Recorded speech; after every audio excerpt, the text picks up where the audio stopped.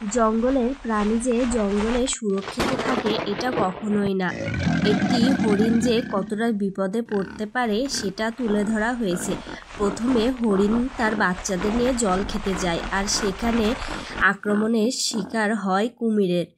তবে সেখান থেকে বেঁচে ফিরলেও বাঘের হাত থেকে কি বাঁচতে পারবে, এটা জানতে হলে পুরো ভিডিওটা দেখতে হবে, চ্যানেলটি সাবস্ক্রাইব করতে হবে।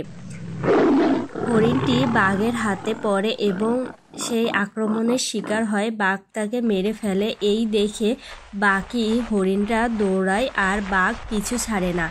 বাঘ দৌড়াতে দৌড়াতে একটি হরিণের কিন্তু সে শিকার বানিয়ে ফেলে। এইভাবে হাজারো হরিণের প্রাণ যায় বাঘের হাতে।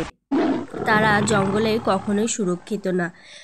তো এইখানে এইটাই তুলে ধরা হয়েছে, কেউ আসলে কোথাও সুরক্ষিত নয়।